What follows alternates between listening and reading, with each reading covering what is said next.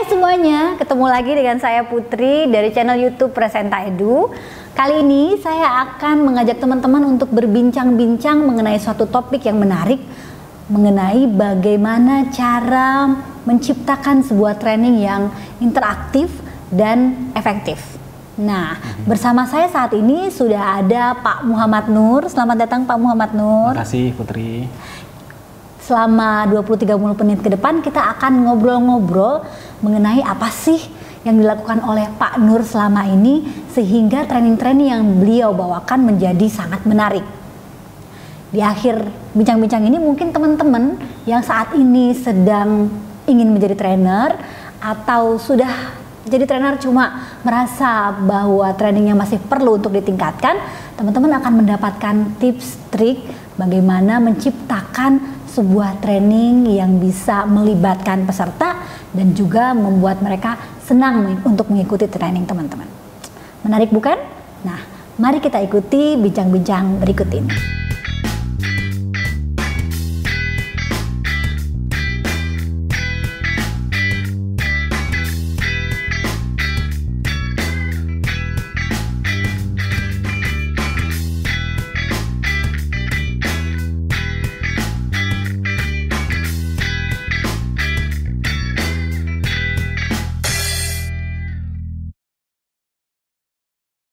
Terima kasih Pak Nur sudah bersedia berbagi kembali di channel YouTube Presenta Edu untuk kita semua.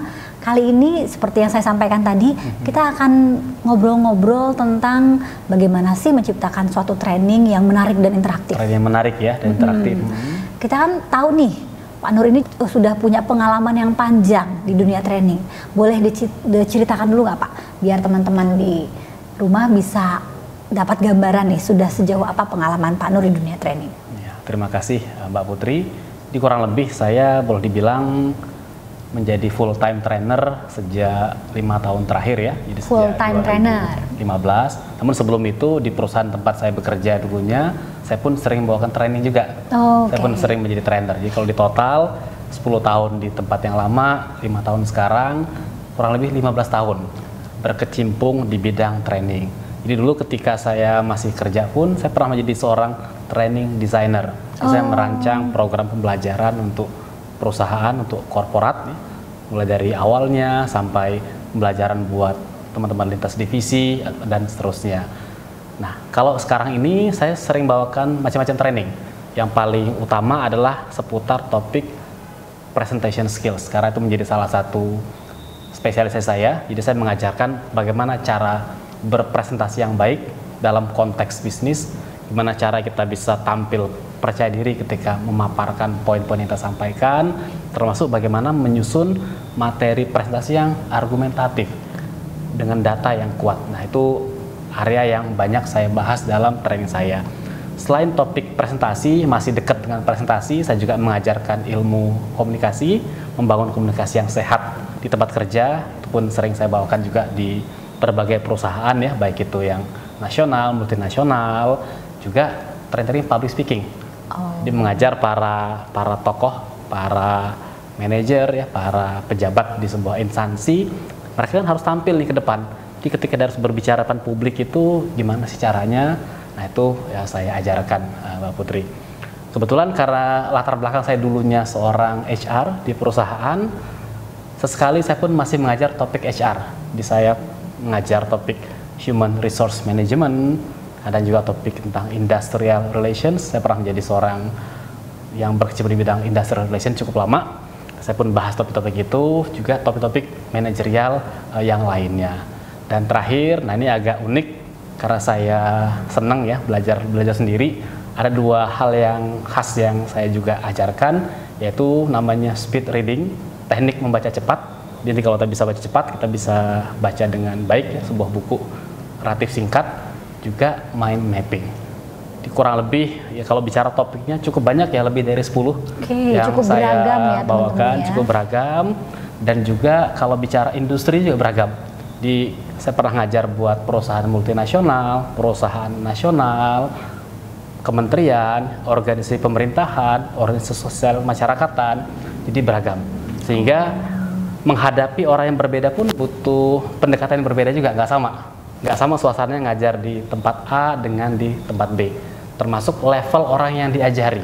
Saya pernah ngajar di level untuk supervisor, level orang-orang yang di shop floor, yang di bawah di factory, termasuk juga level di para manajer, senior manajernya mereka juga. Di cukup luas lah, baik dalam hal bidang industrinya maupun orang-orang yang diajarkan. Ya, termasuk kadang-kadang saya juga ngajar di industri yang berbeda. Ada industri perbankan, industri asuransi, migas, ya, industri otomotif, consumer goods, beragam ininya. Jadi sangat kayak pengalaman ya teman-teman ya, beragam industri, juga beragam audiensnya ya Pak ya, beragam pesertanya. Betul. Nah kalau latar belakang tadi sempat bekerja di perusahaan itu, kalau boleh tahu di perusahaan apa Pak? Ya, jadi saya dulunya bekerja di perusahaan consumer goods ya, di Unilever, sebagai senior HR di sana, mulai dari manajemen training. Nah, karena saya di orang HR dan saya dulu tertarik di bidang training, maka di awal saya diceburkan ke training. Kemudian setelah itu saya berpindah-pindah di banyak tempat di bagian HR-nya, dan karena saya kecintaannya di dunia training, ujung-ujungnya saya kembali ke training setelah saya menyelesaikan karir saya di sana. Wah, ternyata cukup beragam ya pengalaman Pak Nur dan latar belakang beliau, dan dari latar belakang ini mungkin nanti kita bisa menggali lebih jauh ya, sehingga bincang-bincang ini akan cukup mendalam dan menarik. Nah, kali ini kita dengarkan dulu. Sebelumnya nih, ketika membawakan sebuah training Pak, apa sih yang Pak Nur lakukan biasanya? Persiapan apa yang dilakukan? Oke, terima kasih. Jadi kalau sebelum memberikan training, pasti kita sebagai trainer harus persiapan ya. Dan itu macam-macam. Persiapan yang paling pertama adalah kita harus tahu dulu siapa yang menjadi target audiens dari training kita. Levelnya seperti apa? Apakah mereka itu katakanlah level pelaksana, level manager, atau level senior manager, itu akan menentukan perbedaan dalam cara kita mempersiapkan dan membawakan training nantinya. Kita harus tahu itu dulu, kemudian tentu kita susun materinya sesuai dengan apa yang kita ketahui dari peserta tadi. Mana poin-poin yang dirasa penting buat mereka, mana yang diperlukan, itu dipersiapkan seluruhnya. Dan sebelum nanti sampai ke hari H, tentu kita harus mempersiapkan segala sesuatu, mulai dari modulnya, ya, kemudian ada nanti slide presentasi yang akan dipakai oleh trainer, latihan-latihan yang akan diberikan ke peserta, beserta seluruh alat bantu yang ingin dipakai. Dan saya biasanya untuk training yang baru akan mencoba berlatih sedikit, supaya nanti pas hari hanya lebih mantap ketika memberikan sebuah training. Oke, ternyata panjang juga ya Pak ya prosesnya. Lumayan, cukup panjang. Jadi sebelum memulai sebuah training, biasanya Pak Nur mencari tahu dulu nih informasi mengenai pesertanya. Benar. Informasi seputar apa saja Pak yang biasanya perlu didapatkan? Jadi kalau kita ingin berikan training itu kan diberikan kepada peserta tertentu, untuk tujuan tertentu. Kayak yang pasti kita harus tahu dulu yang nanti akan hadir itu siapa. Siapa mereka, dari perusahaan apa, kemudian jabatannya apa. Nah dari situ kita akan mulai dapat gambaran mereka ini seperti apa profilnya, pengetahuannya sudah sampai di mana, dan mereka ikut training yang akan kita berikan itu dalam rangka pengen meningkatkan skill yang mana. Nah ini trainer harus paham di situ. Kemudian kita akan mencoba menggali juga sejauh mana si peserta itu sudah tahu. Misalkan ketika saya ngajar tentang topik presentation skills, ada kalanya si peserta sudah cukup terbiasa menggunakan PowerPoint. Maka nanti di bagian PowerPoint untuk dasar-dasarnya akan saya lewati. Saya akan banyak membahas yang lebih menengah ataupun yang tingkat lanjutan. Ada juga situasi di mana katakanlah mereka ini betul-betul butuhnya keterampilan berbicaranya. Meskipun saya akan bawakan training presentation skills juga, namun porsi berbicaranya akan lebih saya tonjolkan. Karena tadi sesuai dengan needs-nya si peserta. Jadi kita harus mengetahui siapa mereka, apa jabatannya, sudah sampai mana mereka mengetahui tentang topik yang akan dibahas, dan sampai ke arah mana trainer nanti akan meningkatkan skill maupun kompetensi dari si peserta. Jadi sedalam itu ya Pak informasi yang harus didapatkan dari peserta ya? Betul. Semakin dalam semakin baiklah kita untuk mempersiapkan diri dan akan tampil nantinya. Nah, kalau nih seandainya pesertanya beragam nih, karena kan kadang-kala nggak cuma satu divisi yang sama atau dengan latar belakang yang sama, tapi bisa macam-macam. Ada bos, ada bawahan, ada anak baru, ada yang udah senior. Nah, bagaimana Bapak menyesuaikan kebutuhan ini? Bagaimana Bapak menggunakan kebutuhan ini? Ya. Peserta yang mana yang harus lebih diperhatikan kira-kira begitu? Betul. Nah, jadi misalkan kita menghadapi peserta yang beragam ya. Jadi pesertanya ada orang finance, ada orang operasional, ada orang macam-macam lah, orang legal dan lain-lain. Nah, ini kan peserta beragam. Untuk kasus yang peserta beragam seperti itu, maka kita akan melihat informasi yang berlaku buat mereka semuanya. Artinya apa? Mereka ini dari lintas bagian, lintas unit, apa sih yang ingin dipelajari oleh mereka semuanya. Jadi kesamaan itu yang akan kita pakai. Kemudian yang kedua, nanti kita bisa memikirkan juga contoh-contoh yang relevan buat mereka secara umum. Artinya di pekerjaan mereka pasti beda urusan kerjaannya ya. Tapi kalau kita ambil 1-2 contoh kasus yang itu relevan buat semuanya dan semuanya pernah tahu, bisa membayangkan, nah maka itulah yang nanti akan kita pakai. Jadi begitu pesertanya beragam, kita harus mengambil aspek yang lebih umum, lebih general dari topik yang sedang kita bawakan, yang itu difahami oleh semua orang. Jangan ambil kasus yang terlalu spesifik, sehingga kalau terlalu spesifik cocok buat grup tertentu, tapi yang lain akan sangat susah untuk bisa membayangkannya. Oke, jadi perlu mencari kesamaan di antara peserta, dan kesamaan ini digunakan untuk menyusun katakanlah latihan gitu ya Pak ya, atau menyusun materi apa yang akan diberikan. Betul, Putri. Jadi informasi ini secara umum akan dipergunakan untuk apa Pak sebenarnya? Jadi informasi tentang latar belakang peserta ini kita gunakan untuk mempersiapkan training itu. Karena sebuah training itu kan harus nyambung ya dengan apa yang dibutuhkan oleh si peserta. Kita dengan mengetahui mereka itu siapa, dari unit yang mana, sudah sampai mana pengetahuannya, maka trainer bisa memutuskan training ini objektifnya sampai di mana dan skill apa yang akan diberikan sampai di akhir training. Termasuk kita pun bisa memprioritaskan ini skill-skill yang prioritas, ini skill-skill yang pendukung. Sehingga jika nanti secara timing waktunya itu terbatas atau kita harus memprioritaskan salah satu, kita sudah tahu mana yang harus ditekankan dibandingkan yang lain. Oke, berarti informasi ini digunakan untuk menyusun tujuan dari training ini sendiri gitu ya Pak ya? Betul, salah satunya itu. Bagaimana caranya menyusun tujuan yang baik menurut Pak Nur? Tujuan yang baik. Nah, setiap training kan pasti punya sebuah objektif ya, sebuah tujuan. Misalkan saya ngajar training for trainers, itu training kita kasih nama Training for Trainers Becoming a Great Trainer. Secara sederhana tujuannya adalah untuk menghasilkan trainer yang hebat, yang luar biasa. Itulah objektif dari si training tersebut. Nantinya training yang kita sebut Great Trainer tadi ini harus didefinisikan lebih lanjut. Apa sih yang dimaksud dengan trainer yang hebat itu? Misalnya kita definisikan bahwa trainer yang mampu menyusun materi trainingnya dengan baik, terstruktur, trainer yang mampu mendesain berbagai metode yang variatif dan menyenangkan, dan nanti trainer yang mampu membawakan trainingnya secara interaktif, meyakinkan, dibantu dengan teknik fasilitasi. Itulah detail atau sedikit definisi dari apa itu a great trainer, dan kita menyasar objektifnya harus sampai seperti itu. Jadi di ujung ketika peserta diuji, mereka dites tampil, kelihatan nggak aspek-aspek tadi muncul apa tidak, bisa didemonstrasikan atau tidak oleh para pesertanya. Contohnya seperti itu. Jadi tujuan itu harus sejelas mungkin ya Pak ya? Iya, jadi tujuan itu harus jelas mungkin karena dia yang akan menjiwai keseluruhan training. Jadi audiens, para peserta harus tahu di akhir training ini apa yang akan meningkat dari saya. Pengetahuan seperti apa yang akan berbeda, skill seperti apa yang berbeda, sikap mental apa yang akan berubah dari si peserta itu. Bagaimana mengukur tujuan ini tercapai?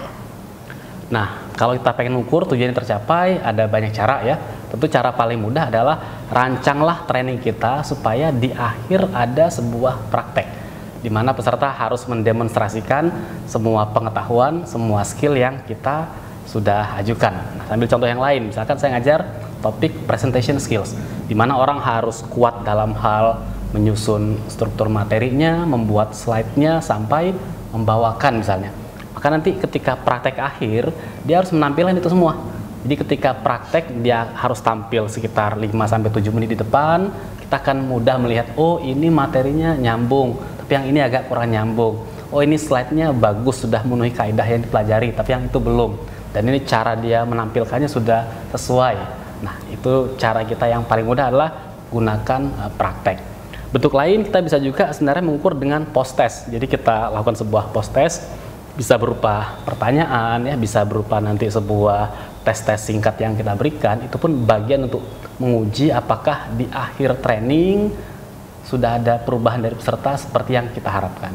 Oke, jadi ada indikatornya ya, bagaimana kita menentukan bahwa ini tercapai atau tidak. Benar sekali Putri.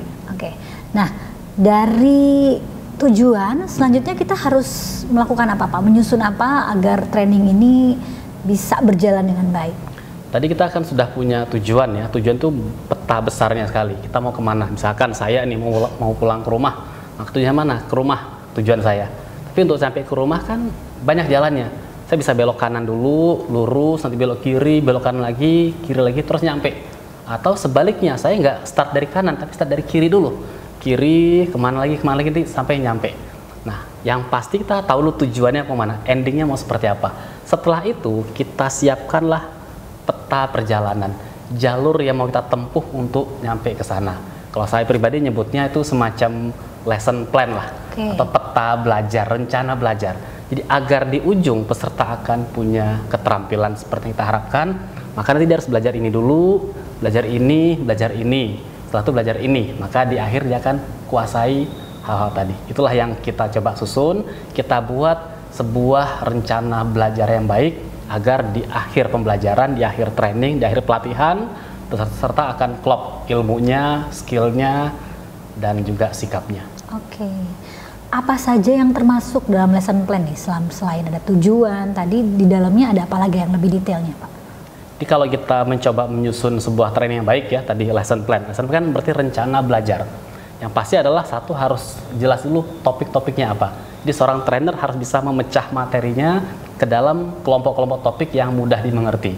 Kalau saya pribadi, saya sukanya membagi training, kalau training sehari, itu saya buat ke dalam 4 topik atau 4 sesi.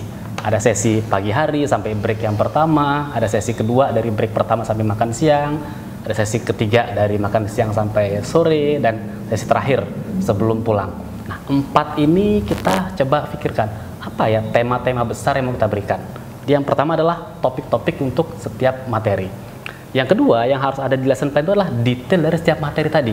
Jadi kalau di bagian yang pertama di detailnya apa aja ya? Oh, nanti dia akan belajar A, B, C. Termasuk nanti akan ada aktivitas A, ada aktivitas B, ada aktivitas C.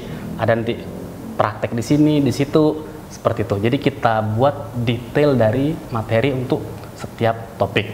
Nah, tidak hanya detail, tentu kita harus tahu berapa nih waktu yang dialokasikan. Karena kalau enggak, seorang trainer bisa terjebak, dia ngajar bagian tertentu dari topiknya tuh kepanjangan.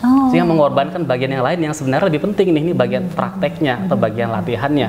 Tapi karena dia terlanjur kepanjangan waktu di awal, maka itu jadi terlupakan.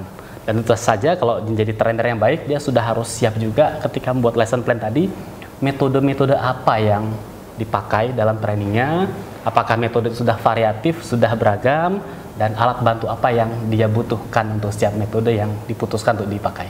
Oke, jadi sudah sangat detail ya teman-teman. Jadi di lesson plan itu dituliskan kita mau berapa lama membawakan satu topik tertentu, benar Pak ya? Betul. Karena dengan begitu kita nggak tidak terjebak dengan satu materi jadi kepanjangan.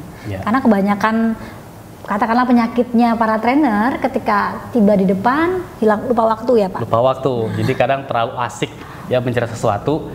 Karena kita sebagai trainer bisa jadi kita akan sangat unggul di bagian tertentu dari materi. Itu bagian favoritnya kita, atau itu bagian yang kita paling punya pengetahuan. Kita tergoda untuk terlalu berpanjang lebar di situ. Padahal materi ini butuh gambaran lengkapnya juga, ketimbang hanya bagian yang tadi kita tertarik itu. Makanya kemudian kita harus ada waktu ya. Ada waktu. Nah, tadi Pak Nur sempat menyinggung soal metode yang dibawakan. Nah, kebanyakan nih dari teman-teman, dari kita semua ya, suka mengeluh bahwa metodenya tuh nggak beragam, ya nggak?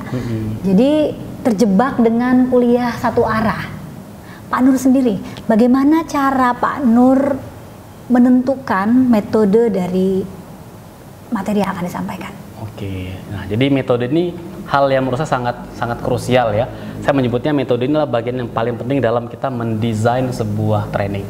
Jadi desain training itu jangan dibayangkan hanya sibuk mendesain slide-nya, itu hanya salah satu aspek. Bahkan aspek yang boleh dikatakan agak kecil lah dibandingkan training keseluruhan. Tapi aspek yang jauh lebih penting adalah bagaimana kita memilih, merancang metode yang paling tepat. Nah untuk ini kita harus tahu dulu, ternyata metode training itu beragam. Ya, sangat beragam. Yang paling umum yang kita rasakan atau kita tahu dan sangat sering kita dengarkan adalah metode perkuliahan. di mana si trainer tinggal berdiri ke depan, pakai slide-nya menjelaskan. Apakah bagus metode itu? Ya bagus-bagus saja dalam hal-hal tertentu. Tapi bayangkan kalau ada training 2 hari, bahkan nggak hanya 2 hari ya, saya pun punya training yang menghabiskan waktu 5 hari, full seminggu ini. Dan isinya kuliah terus, itu pasti sangat lemes itu pesertanya. Mereka bisa ngantuk dan lain-lain. Nah, maka kita harus mulai melihat alternatif metode. Contoh misalnya, kita bisa buat metodenya berupa katakanlah role play.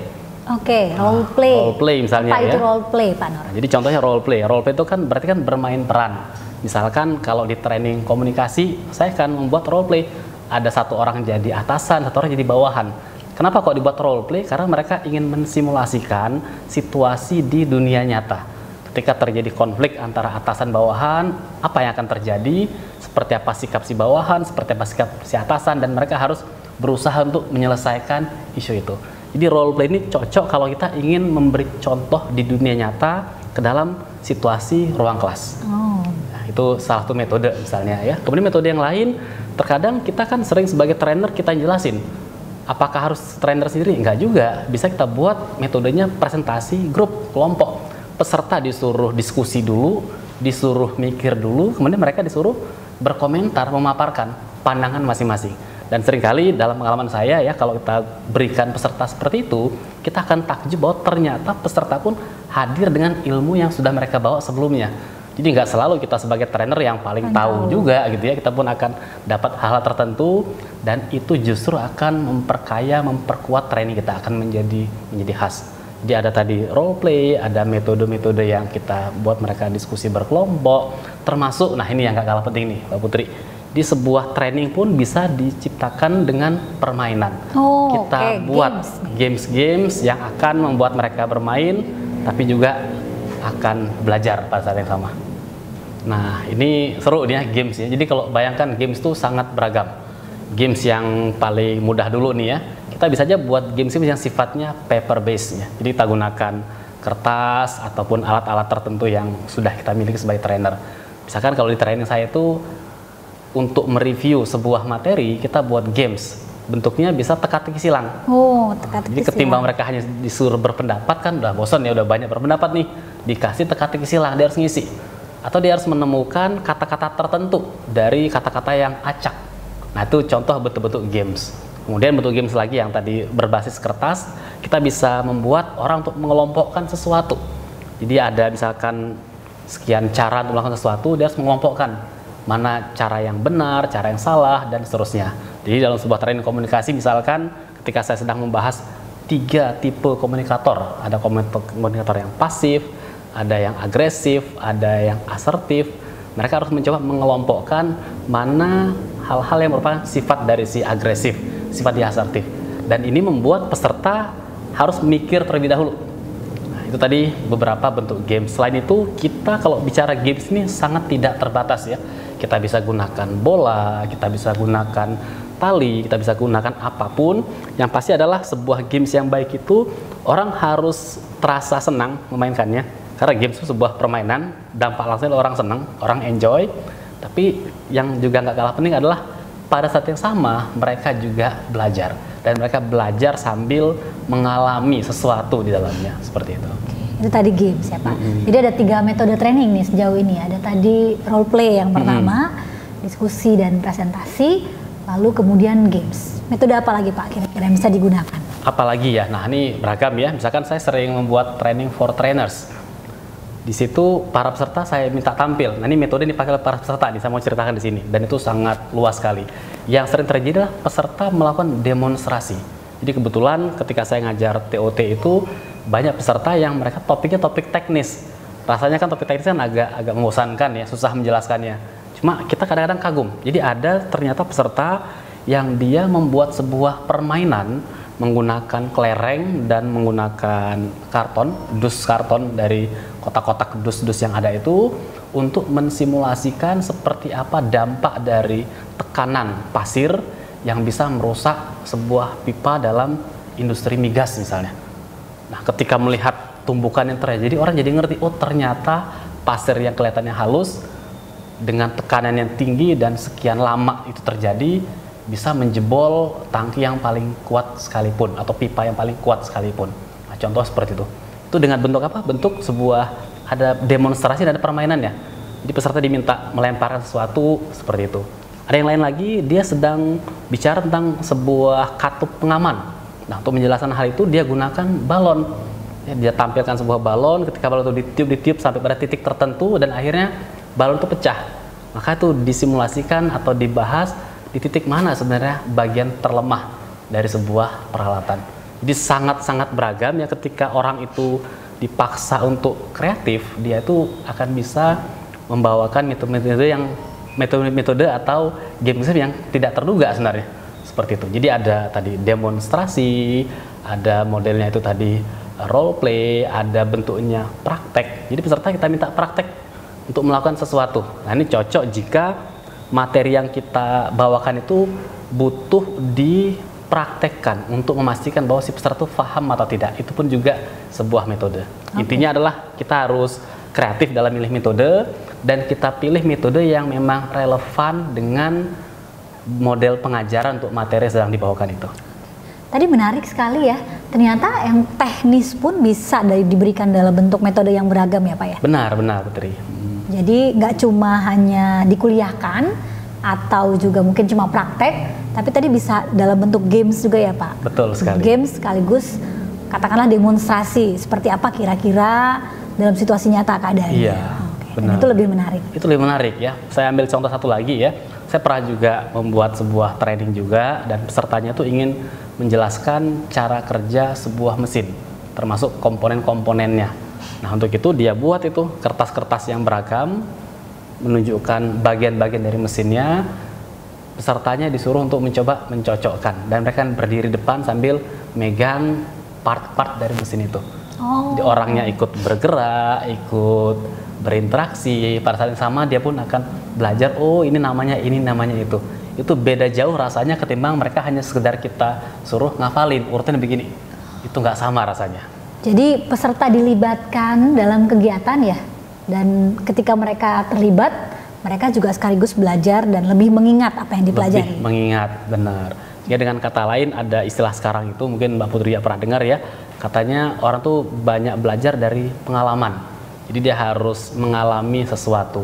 Nah, metode itulah yang kita coba padukan. Jadi ada metode-metode yang dimana pesertanya tuh banyak mengalami sesuatu, dia experience sesuatu, dan dia akan belajar di sana. Termasuk 1-2 kasus di mana trainernya yang lebih banyak menjelaskan.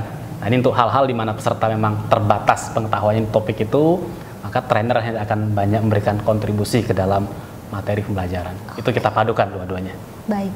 Nah, begitu banyaknya beragam metode yang ada, apa pertimbangannya ketika kita memilih sebuah metode tertentu? Jadi kalau kita milih metode, pertimbanganlah satu, kita mencoba memilih metode yang paling tepat, paling menyenangkan untuk topik yang sedang dibahas. Seperti itu ya. Jadi satu, itu pilih yang tepat. Artinya apa? Misalkan kita ajak peserta dengan metode diskusi, cuma mereka ini memang belum tahu persoalannya. Praktis dia akan kesulitan untuk diskusi. Dalam kasus tersebut diskusi adalah pilihan metode yang salah atau kurang tepat, dan seperti itu. Kemudian misalkan kita pengen orang role play ini, tapi orang tersebut belum bisa membayangkan situasi dunia nyata seperti apa, maka dalam kasus itu role play bukan metode yang tepat untuk topik yang sedang kita ajarkan. Jadi ketika kita milih metode, syarat pertama adalah dia harus tepat dulu, tepat dengan apa yang sedang diajarkan. Itu yang pertama. Kemudian yang kedua, metode ini juga kita harus membuatnya bervariasi. Terutama kalau kita memberikan training dalam durasi yang panjang. Jadi saya paling sering tuh kalau berikan training rata-rata durasi 2 hari. Peserta belajar setiap hari itu ada 4 sesi. Jadi kalau di sesi yang pertama nanti ada metode role play, mungkin sesi kedua ada metode games, sesi ketiga ada modelnya presentasi kelompok, keempat ada metode-metode yang lain. Nah, dengan cara ini peserta akan setiap saat ketika dia sudah mulai bosan, kita udah ganti metode. Dia udah mulai capek, kita ganti metode lagi. Dan ini akan membuat orang bisa engage, bisa terus terlibat, bisa terus aktif sepanjang training dari awal sampai akhir. Oke. Nah, kalau dalam hal waktu nih, ketika kita memilih suatu metode, apakah waktu yang tersedia juga harus dipertimbangkan? Benar, waktu pun sangat perlu pertimbangan ya. Karena ada beberapa metode, setelah kita melakukan metodenya, kita harus melakukan proses menjelaskan. atau katakanlah proses debriefing ya, kita mencoba menjelaskan kembali tadi itu ngapain sih sebenarnya, apa sih pembelajaran yang kita ambil. Nah, ini kan butuh waktu. Maka ketika milih metode pun kita harus mempertimbangkan waktu yang memang tersedia. Kalau kita punya waktu yang cukup, kita bisa buat metode yang tidak terbatas ya. Pokoknya metode yang paling menyenangkan, paling asik kita pilih. Tapi begitu waktunya agak lebih mepet, kita timbang-timbang dulu nih. Metode ini bagus sih sebenarnya, cuma kalau ini akan cenderung kelamaan. Saya ganti aja jadi metode yang seperti ini. Memang tidak semenarik dari metode yang satunya, cuma secara waktu lebih hemat. Itu pun jadi faktor pertimbangan buat seorang trainer. Jadi harus tepat dengan tujuan pembelajarannya, sesuai atau enggak metode ini. Waktu juga harus dipertimbangkan, dan peserta juga mungkin Pak ya. Tadi pesertanya juga udah punya pengetahuan atau enggak tentang itu. Jadi beberapa metode tertentu ternyata butuh kemampuan peserta, pengetahuan sebelumnya tentang topik yang akan dibahas. Kira-kira begitu ya Pak. Benar sekali Putri. Nah, tadi sudah mengenai metode, apalagi kira-kira yang bisa dilakukan untuk menciptakan training yang interaktif? Di training itu nanti akan bisa interaktif ya, selain tadi dengan metode-metodenya, juga ketika si trainer itu mampu melakukan kegiatan-kegiatan yang memfasilitasi si peserta. Artinya apa fasilitasi ini? Secara sederhana adalah tidak selalu harus sumber pengetahuan atau sumber informasi datang dari trainer. Peserta pun bisa kita minta untuk mengeluarkan pandangannya, pengalamannya, apa yang dia anggap benar, apa yang dia anggap salah, untuk kemudian itu didiskusikan bersama. Maka nanti supaya terjadi interaktivitas adalah trainer harus sedapat mungkin, sebanyak mungkin melibatkan peserta. Jadi si peserta harus dilibatkan ke dalam pembelajaran itu sendiri. Mereka bukan sekedar orang dewasa yang mendengarkan, tapi dia ikut berpendapat, ikut berkomentar, ikut mencoba, ikut mempraktekkan, ikut membuat hal yang benar, ikut membuat hal yang salah, dan itulah dia belajar sebenarnya. Oke, jadi itu kata kuncinya, libatkan peserta dalam training kita, sehingga training itu menjadi lebih interaktif ya Pak. Betul sekali. Tadi Bapak menyinggung tentang fasilitasi, kira-kira bagaimana cara melakukan fasilitasi yang baik? Ya, jadi sebuah fasilitasi ini adalah di mana trainer itu tidak terlibat secara langsung ya. Dalam gampangnya bayangkan kayak seorang dirijen nih dalam sebuah orkestra. Dirijen tuh mainkan alat musik apa dia? Nggak ada. Nggak ada ya, dia hanya megang satu tongkatnya aja. Tapi apa yang dilakukan? Ya tongkat saktinya itu dia bisa mengatur, oh suara pianonya begini, suara biolanya begini, suara gitarnya begini. Ketika digabungkan itu menjadi harmonis. Nah, fasilitator yang menjadi juga tugasnya seorang trainer, seorang pelatih adalah dia harus bisa memfasilitasi sebuah kegiatan. Jadi apa tuh fasilitasi? Dia membuat sebuah kegiatan itu menjadi lancar tanpa dia memberikan intervensi langsung. Artinya apa? Dia nggak boleh mengintervensi apa yang dilakukan oleh si peserta tadi, tapi dia memberikan arahan-arahan yang kemudian diikuti. Jadi seorang fasilitator yang baik itu dia akan memberikan sebuah instruksi yang tepat terlebih dahulu. Instruksi yang tepat. Instruksinya yang tepat, jadi harus jelas instruksinya, apa yang harus dilakukan oleh peserta. Kemudian setelah diberikan instruksi, peserta, para audiens kita akan melakukan sesuatu. Biarkan mereka melakukan. Nah, ketika mereka melakukan, tugas si trainernya mencoba mengamati. Nanti setelah mengamati, kemudian si fasilitator akan melakukan proses debriefing, ya, gunanya apa? Supaya nanti dia mendengarkan pandangan dari tiap-tiap peserta, biarkan si peserta itu mencoba menyampaikan pendapatnya, pandangannya, sampai nanti mereka punya sebuah kesimpulan bersama yang disepakati. Jadi trainer itu dia menciptakan sebuah situasi di mana tadinya kita nggak paham persoalan ini, tapi sekarang kita semua sudah melakukan, sudah punya pandangan, dan akhirnya bersepakat tentang apa yang kita maksud tentang hal tersebut. Jadi trainer menciptakan sebuah situasi ya Pak, sengaja menciptakan sebuah situasi sehingga para peserta bisa belajar dan kemudian bersepakat mendapatkan poin pembelajaran. Betul sekali, betul. Oke, menarik sekali. Jadi nggak cuma sekedar satu arah di mana trainer terus-menerus memberikan informasi, tapi juga seluruh peserta terlibat dalam training yang sedang berlangsung, dalam pembelajaran sedang berlangsung. Oke, nah selain itu lagi Pak, dari tadi sudah ada merencanakan dengan lesson plan, lalu metode yang digunakan juga beragam, gunakan fasilitasi, apalagi kira-kira yang perlu diperhatikan agar training kita menarik. Ya. Jadi kalau kita pengen buat training yang menarik ya, jadi menarik kan banyak faktor. Tadi kita udah punya metode nih, termasuk juga kita harus menggunakan atau memanfaatkan alat-alat bantu dalam sebuah training. Kalau biasanya kan training itu kan ngandalinya apa tuh? Hanya kertas, bolpen, itu sangat standar ya. Nah, kita harus tampilkan berbagai alat bantu yang berbeda. Kadang orang boleh berpendapat nggak harus nulis, tapi mungkin katakan menempel pakai post-it. Dia nggak harus misalkan nunjuk temannya, kamu, dia mungkin melempar bola untuk menunjukkan siapa giliran berikutnya.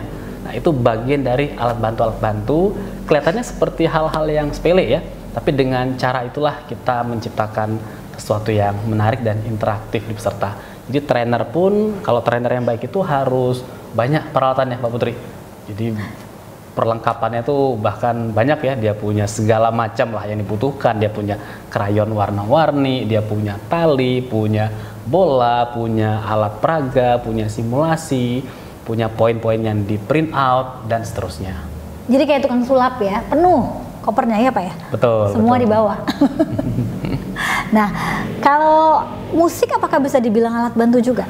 Musik bisa, jadi musik pun akan menciptakan mood dari peserta. Nah, ini menarik ya tentang musik. Jadi kalau dalam setiap training yang saya buat, kita lakukan tuh, kita buat sebuah musik pembuka di awal.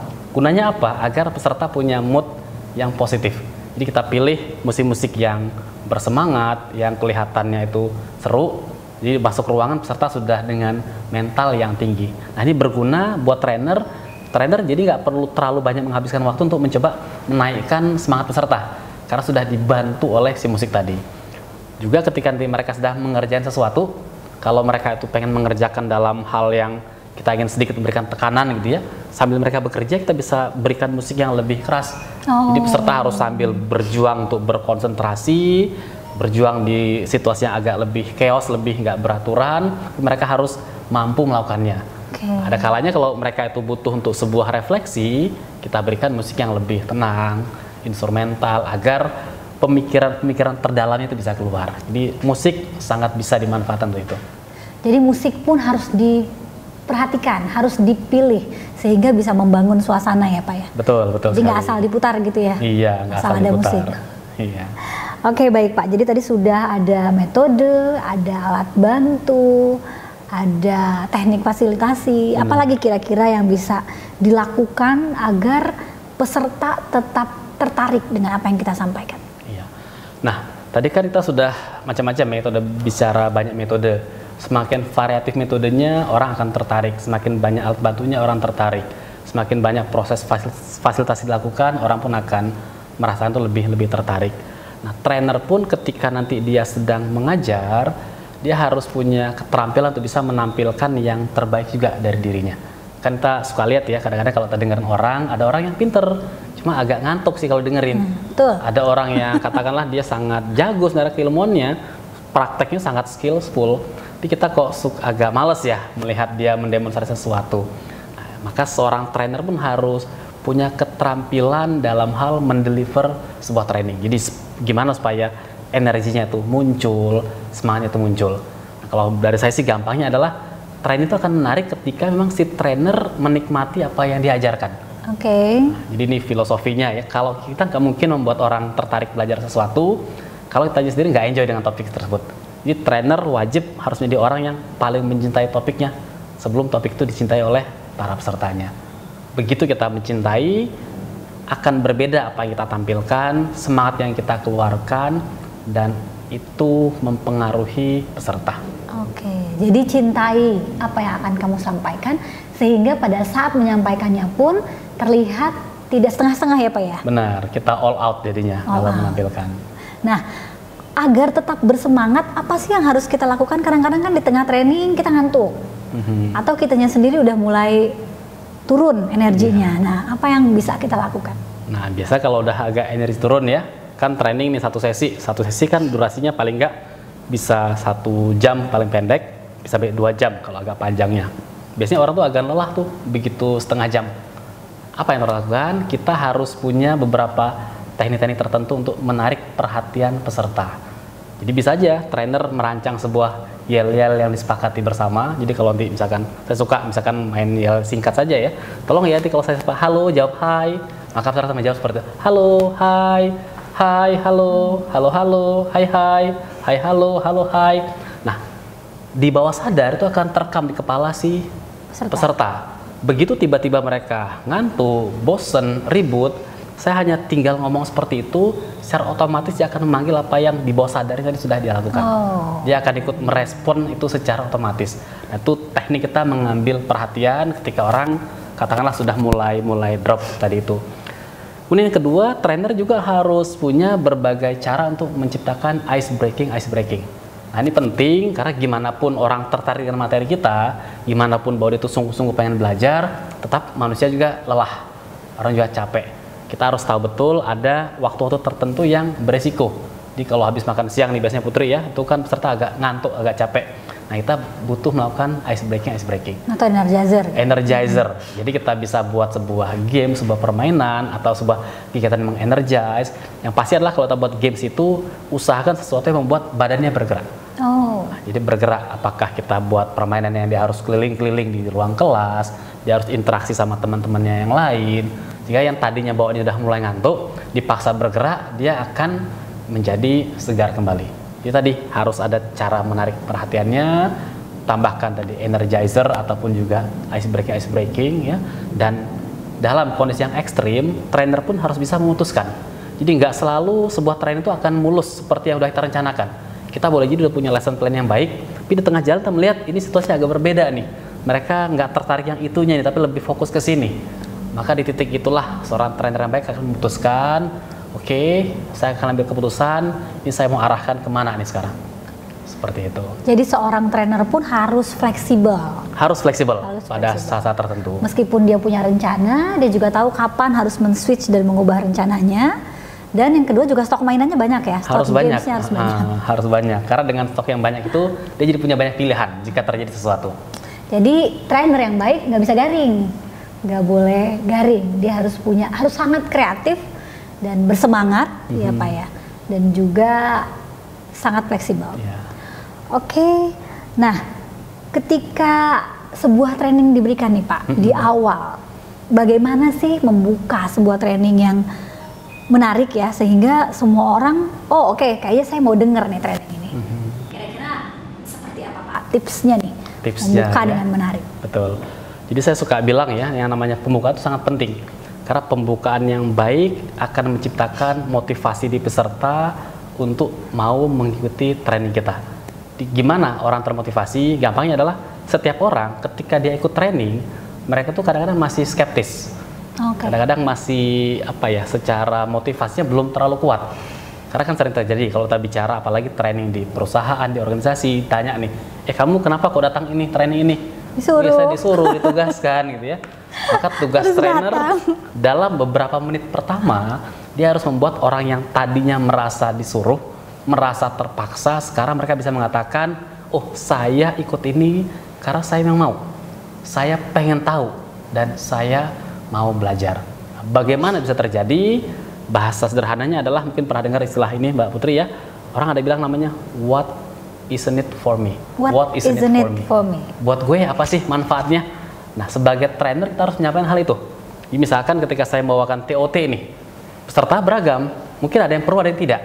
Maka di awal saya akan jelaskan, Bapak Ibu sekalian, bayangkan ketika Anda membawakan training, kemudian orang menjadi bersemangat, mereka belajar skill-skill baru, tentu kita sangat bangga. Dan sekarang sebagai calon trainer di perusahaan, persoalannya kita belum punya skill seperti itu. Hari ini kita akan belajar bagaimana cara nyusun materi yang rapih, terstruktur, seperti apa menggunakan metode yang beragam, dan bagaimana membawakan dengan atraktif, dengan menarik. Nah, contoh intro seperti itu nggak perlu panjang-panjang, cuma bisa menggambarkan keseluruhan yang akan menjiwai training ini akan ngurusin apa aja. Jadi peserta secara insan akan kita buat pikirannya adalah, oh akan seperti itu ya, saya mau tuh belajar begitu. Oke, sekarang saya dengerin.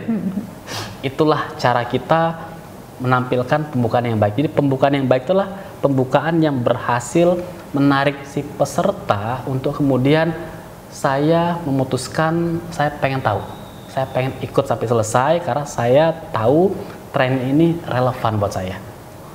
Itu yang sangat penting di bagian pembukaan. Jadi kita harus sampaikan apa sih relevansinya untuk saya ya? Benar. Kenapa sih ini harus saya dengerin?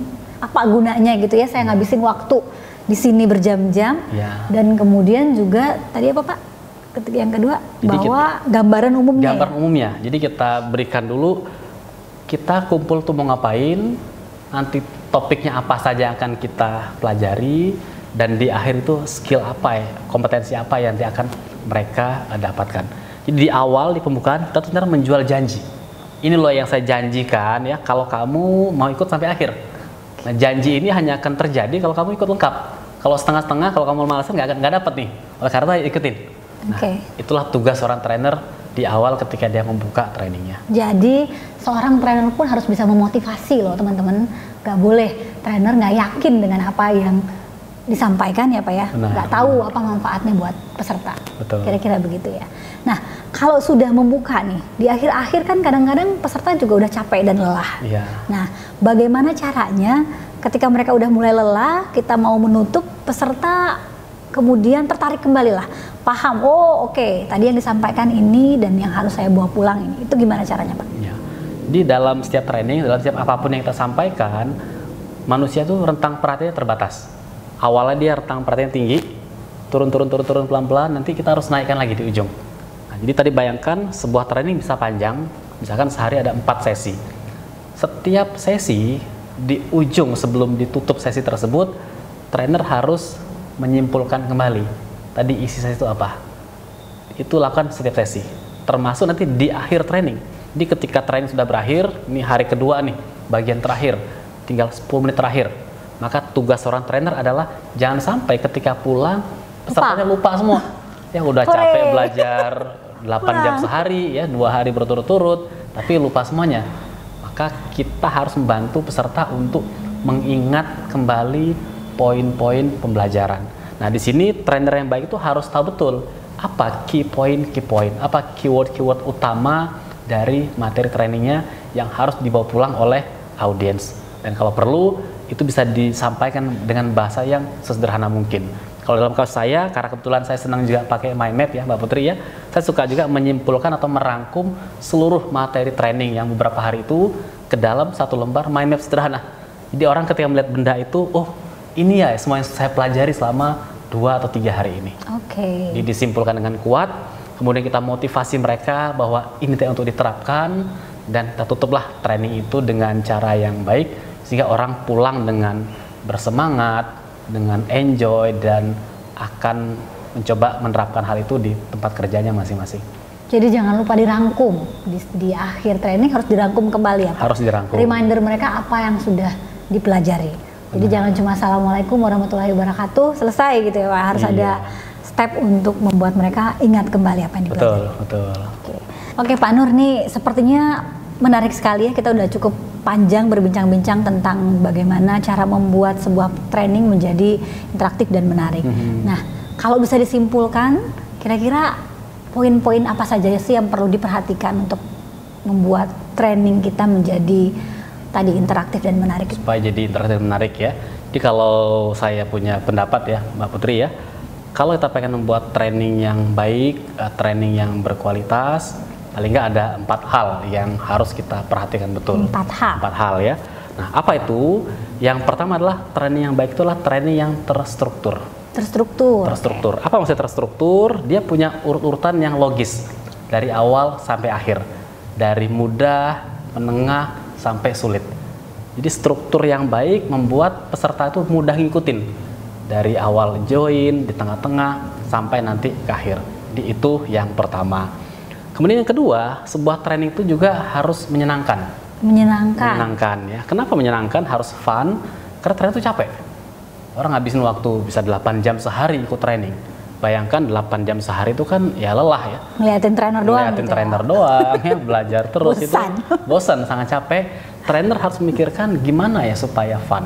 Nah, fun itu ya macam-macam, bisa dengan cara si trainer memasukkan juga jokes ke dalam materinya, pinter memberikan sedikit humor-humor yang segar, bisa dengan ada games-games yang mendukung, ada energizer, ada aktivitas yang melibatkan, itu bagian untuk menciptakan fun. Kemudian yang ketiga, training yang baik itu harus bisa dimengerti oleh peserta. Jadi nggak ada namanya training itu bagus, keren, fun, heboh, cuma di ujung orang nggak ngerti isinya apa, lupa. Ya buat apa gitu ya? Kita ikut training, ikut pelatihan karena kita ingin menguasai sesuatu. Maka training yang baik itu harus dirancang sedemikian rupa agar mudah difahami oleh audiensnya, oleh pesertanya. Dan terakhir, ingat, kalau kita bicara tentang pelatihan, tentang training, ini nggak sekedar aspek pemahaman atau pengetahuan. Namun yang juga nggak kalah penting adalah bertambah nggak kemampuan saya, keterampilan saya. Tadinya saya nggak ngerti presentasi, oke sekarang saya ngerti presentasi baik, tapi saya bisa buatnya nggak? Nah kalau dia bisa buatnya berarti bertambah skillnya.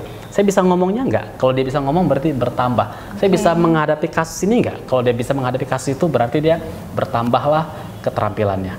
Maka training yang baik itu di akhir training peserta itu harus meningkat keterampilannya, kompetensinya. Di kompetensi itu kalau sederhananya saya sebutkan ada 3 aspek. Ada aspek pengetahuannya dia dapat, aspek pengetahuan, ya, pengetahuan, aspek keterampilannya, skillnya, keterampilan, dan juga aspek sikap mentalnya sebagai orang yang belajar hal tersebut.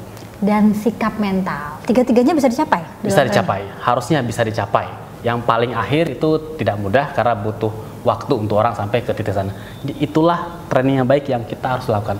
Dan supaya kita punya training seperti itu, gampangnya buat trainer itu ada 3 hal nih yang perlu dikerjakan. 3 hal yang perlu dikerjakan oleh trainer. Apa itu? 4 tadi tercapai. Yang pertama aspek kontennya. Konten. Jadi sebuah training yang baik bagus dalam hal konten. Konten akan bagus kalau apa? Kalau kita punya tujuan belajar yang jelas. Kita punya objektif yang jelas. Tidak hanya objektif, kita punya lesson plan yang rapi. Karena begitu lesson plan-nya itu rapi, itu trainer masuk ruangan training sudah tahu apa yang mau dilakukan. Gak lagi sekedar meraba-raba. Itulah konten yang tadi bagus. Konten yang memang sudah didasarkan pada kebutuhan pesertanya. Konten yang sudah dilakukan sebuah analisa kebutuhan training, ya, atau training need analysis itu sudah dilakukan dengan mendalam. Jadi bagian konten tadi itu harus kuat sekali. Kemudian yang kedua adalah aspek desainnya. Desain yang baik, desain yang hebat. Seperti apa desain yang baik ini? Mulai dari ketika trainer menggunakan alat-alat bantu visual. Trainer sekarang kan senang tuh pakai presentasi, pakai PowerPoint, ya ditampilkan, slide-nya bagus nggak? Harus tampil dengan baik dulu. Itu bagian dari desain. Tapi ingat, tidak hanya itu. Trainer yang baik pun mendesain, ini metodenya apa yang mau saya pakai. Itu bagian dari desain. Ini pesertanya saya kelompokkannya seperti apa, itu bagian dari desain. Ini ruangan saya atur bagaimana, apakah bentuknya itu U-shape, apakah bentuknya itu berkelompok, atau bentuknya classroom, itu pun bagian dari desain training. Termasuk aturan-aturan lain yang dibuat, bagian dari mendesain. Jadi konten, kemudian desain, dibantu sama desain. Dan terakhir, trainer yang baik itu ketika dia ingin menciptakan training yang berkualitas, maka dia pun harus kuat di aspek delivery trainingnya, dalam aspek penyampaian. Nah, seperti apa penyampaiannya? Dia harus mampu menampilkan yang tadi Putri tanyakan ya, cara opening yang memotivasi si peserta. Dia harus menampilkan bahasa tubuh yang bersahabat, bahasa tubuh yang menolong peserta, menunjukkan bahwa dia itu peduli dengan apa yang dialami peserta. Dia harus mau nggak mau harus punya skill berbicara yang baik. Karena kalau trainer nggak punya skill berbicara yang baik, ya agak repot ya. Dan tidak hanya itu. Karena kita ingin menciptakan training yang lebih fun, yang lebih menarik, si trainer harus jago dalam proses memfasilitasi. Jadi dia pun harus kuat dalam mendeliver sebuah proses fasilitasi. Jadi kalau kontennya hebat, desainnya hebat, deliverynya hebat, maka si trainer akan menghasilkan training yang hebat pula. Oke, keren sekali Pak Nur. Terima kasih banyak. Itu teman-teman tadi ada 3 hal yang harus dilakukan. Yang pertama, buat konten yang terstruktur. Jadi pikirkan dengan baik apa yang mau kita sampaikan. Rancang yang detail ya Pak Nur ya. Rancang yang detail. Lalu kedua, desain yang tepat. Pilih-pilih dulu kita mau pakai metode apa, mau menggunakan alat bantu apa, mau menyusun ruangan seperti apa, mau menggunakan alat slide seperti apa, itu ada di desain. Dan yang terakhir, kita juga harus melatih skill berbicara kita dan juga skill fasilitasi kita. Banyak ya ternyata ya. Berapa lama itu Pak Nur butuh waktu untuk kita bisa menjadi seorang trainer yang baik itu kira-kira? Kalau waktu relatif ya Putri, Relatif ya. Relatif. Ya pasti adalah setiap kali kita akan membawakan satu topik training, usahakan ketiga aspek tadi itu kita persiapkan. Konten, desain, delivery-nya. Nanti semakin waktunya berjalan, semakin kita sering melakukan hal seperti itu, kita pun akan semakin baik dalam memberikan training. Dan juga jangan lupa ya, training itu nggak harus bahwa sekali kita rancang udah selesai. Saya membawakan training bertahun-tahun. Dan setiap tahun, bahkan untuk training yang sama itu saya evaluasi lagi. Mungkin saya koreksi metodenya, saya ganti latihannya, saya ubah pendekatannya. Gunanya apa? Supaya si training ini lebih dekat dengan kebutuhan masa kini, kebutuhan yang dirasakan oleh peserta sekarang. Termasuk berbagai feedback yang saya dapatkan dari para peserta sebelumnya, itu dimasukkan untuk perbaikan buat training berikutnya. Oke, jadi training yang baik itu juga berkembang. Ya, berkembang terus menerus, juga fleksibel tadi ya. Kita nggak cuma berhenti di satu titik, kita akan mengevaluasi terus apa yang sudah kita berikan, sehingga melalui praktek, melalui keterlibatan peserta, input dari mereka, training yang kita berikan akan sangat maksimal. Nah, saya pikir itu saja mungkin bincang-bincang kita kali ini. Terima kasih sekali Pak Nur, ini sudah banyak sekali pengetahuan yang diberikan pada kita. Semoga nanti kita bisa mempraktekkan ya teman-teman ya. Jadi mulai dari sekarang, mari susun konten teman-teman, mari rencanakan desainnya seperti apa, dan juga kemudian rencanakan akan membawakannya seperti apa. Dan lakukan terus praktek, praktek, dan praktek. Karena orang bijak berkata, Pak Nur, jika kita tampil tanpa persiapan, jangan pernah berharap kita pulang dengan kehormatan. Luar biasa. Oke teman-teman, saya pikir sudah cukup bincang-bincang kita hari ini. Udah ngomong panjang lebar selama hampir mungkin 30 menit ya Pak Nur ya. Nah sekarang jika teman-teman ingin menonton video lain yang berkaitan dengan training, maka teman-teman bisa menonton video bagaimana menjadi trainer yang baik di channel YouTube ini juga. Jangan lupa subscribe, klik loncengnya, dan berikan komentar. Kami, saya, Pak Nur, dan tim Presenta akan menjawab pertanyaan dari teman-teman. Terima kasih atas waktunya untuk menonton video ini, dan sampai jumpa di video-video berikutnya.